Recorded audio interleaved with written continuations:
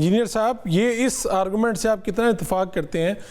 سیاستدانوں کو ہی آخر میں بیٹھنا پڑے گا، چاہے وہ آج بیٹھ جائیں کل، لیکن یہ کہ سیاست ان کے ہاتھوں سے نکلتی جا رہی ہے اگر آپس میں لڑتے رہے۔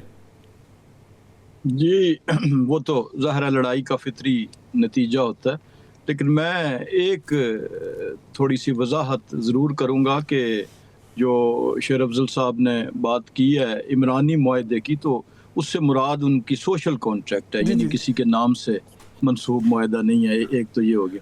دوسرا ذکر کرنا بھی بڑا ضروری تھا کہ وہ کمپین ٹانگنے سے لے کر آج تک جو ہے اگر پاکستان کی سیاست ٹانگوں کے گرد ہی گھوم رہی ہے اور اس میں کا موقف کا تعلق ٹانگیں پہ ٹانگیں رکھنے سے ہے، تو پھر افسوس ہی کیا جا سکتا ہے۔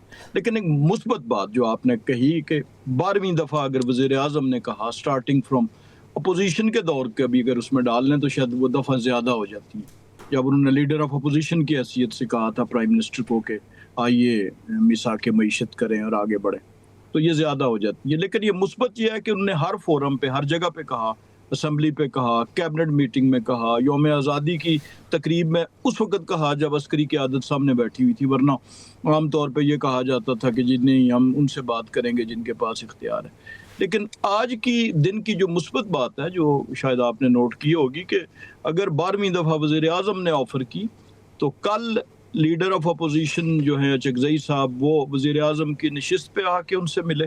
یہ بھی بڑی ایک غیر روایتی اس سے پہلے چیز تھی، اور پتہ نہیں اس پارٹی کا اس پہ کیا ریئیکشن آتا ہے۔ اپنی خیر منائیں آپ اپوزیشن لیڈر۔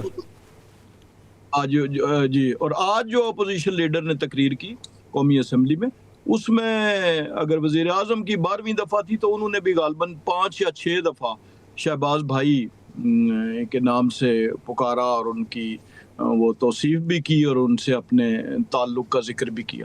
تو یہ مثبت ڈیولپمنٹ سے میں سمجھتا ہوں کہ یہ ہونا چاہیے، اس کی ضرورت ہے۔ بہت شکریہ آپ کا شیر افضل مروت صاحب، انجینئر قمر الحسن راجہ صاحب۔